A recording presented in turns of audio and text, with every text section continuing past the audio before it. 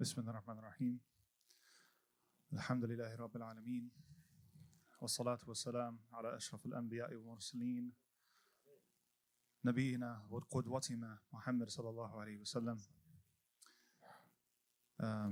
Wasn't prepared to say anything tonight, of course, but the command came from those above me, so I'll do what I can.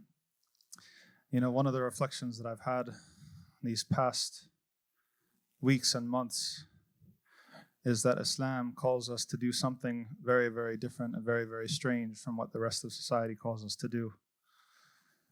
When the rest of society calls us to make an idol out of the nafs and listen to the nafs and follow the nafs to the furthest reaches and extents and to indulge the nafs in everything that it commands to, with the false promise that at the end there will be happiness, and at the end there will be satisfaction, and at the end the fires of desire will be quenched.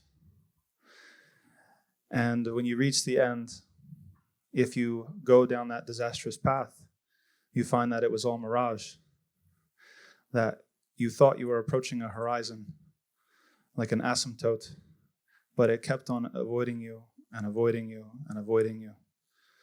And what began as something maybe perhaps harmless ended up as something completely suicidal and destructive. And Islam calls us rather to tame the self, and in fact to annihilate the self.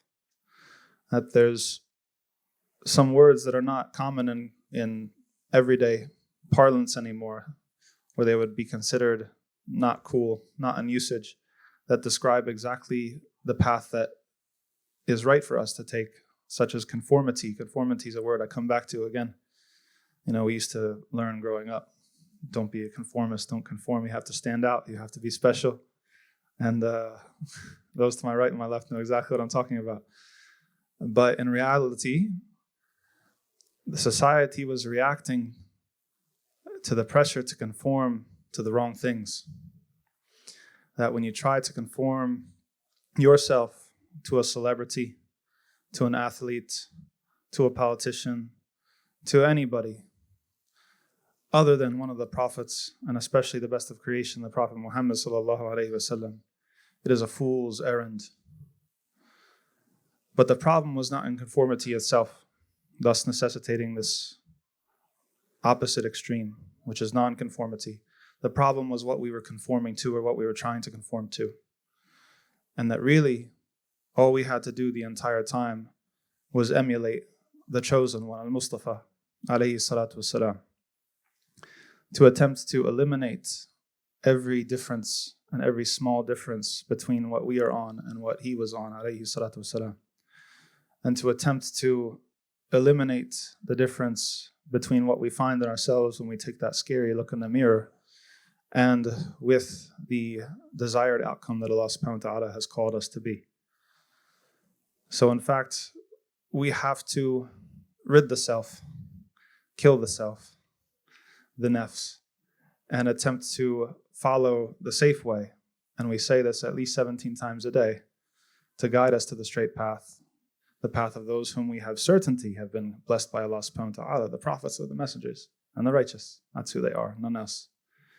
So we ask Allah subhanahu wa ta'ala for tawfiq, for enabling grace to be able to do the difficult work of looking in the mirror, identifying the flaws, observing the gaps, and eliminating the differences. As the Prophet sallallahu alaihi wasallam said, "Huffat al-jannah bil-makarih wa huffat al-nar bi-shahawat." That Jannah, the garden, is shrouded in distasteful things, things that are difficult, whereas the hellfire is shrouded by things that are pleasurable, things that are tasty, things that are fun. And so we ask Allah to أَرِنَا الْحَقَّ حَقَّ وَارْزُقْنَا اتِّبَاعَهُ وَأَرِنَا الْبَاطِلَ بَاطِلًا وَارْزُقْنَا اجْتِنَابَهُ, to allow us to see the truth as true and to follow it, and to allow us to see the false as false and to stay clear away from it.